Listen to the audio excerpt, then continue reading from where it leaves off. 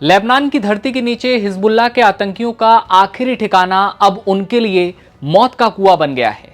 Israeli सेना ने Lebanon में एक सीक्रेट सुरंग में कम से कम 30 हिजबुल्लाह आतंकियों को घेर लिया है।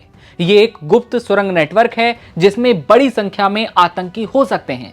दर्जनों हिजबुल्लाह के लड़ाके यहां पर फंसे हुए बताए जा रहे हैं। बाहर निकलने के सारे रास्ते इजरायली सेना ने बंद कर दिए हैं, लेकिन अंदर बैठे आतंकी अब भी ड्रोन और मोर्टार से हमले कर रहे हैं। इजरायली सेना के सामने वो सरेंडर करने के बजाय अब भी उन्हें धमकियां दे रहे हैं। सुरंग को हिजबुल्लाह का बड़ा कमांड सेंटर बताया गया है और दावा यह किया गया है कि इस ऑपरेशनल का मकसद उत्तरी इजराइल पर मंडरा रहे खतरे को हमेशा के लिए खत्म करना है।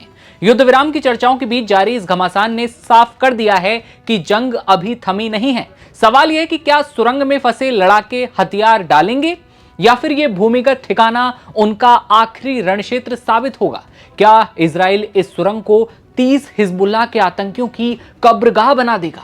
जी हां, कुछ रिपोर्ट्स ये कह रही हैं, खुफिया रिपोर्ट्स ये कहती हैं कि तैबनीत गांव में जमीन के नीचे बनाए गए एक बेस में कई दर्जन हिजबुल्लाह के आतंकी कहें, लड़ाके कहें, मौजूद हैं और बाहर से इजरायली सेना ने उन्हें घेर रखा है।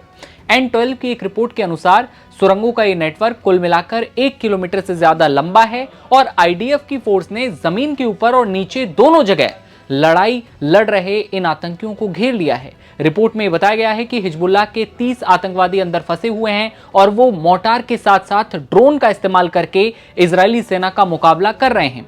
आईडीएफ ने यह बताया है कि यह बेस दक्षिणी लेबनान में हिजबुल्लाह के सबसे अहम हेडक्वार्टर में से एक था और इस इलाके में ऑपरेशन का मकसद उत्तरी इजरायली समुदायों के लिए लंबे समय से बने हुए खतरे को खत्म करना था।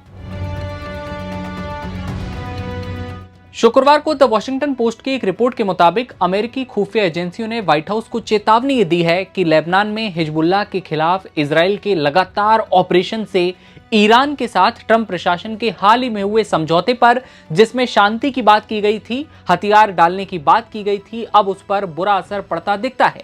ये रिपोर्ट तब आई जब ये घोषणा की गई कि इजराइल और लेबनान के साथ आतंकवादी संगठन हिजबुल्लाह के बीच युद्ध विराम समझौता होना चाहिए।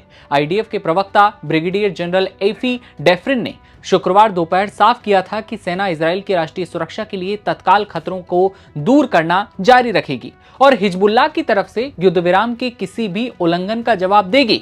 लेकिन ये युद्ध विराम थम नहीं पाया या कहें कि ये युद्ध विराम हो ही नहीं पाया।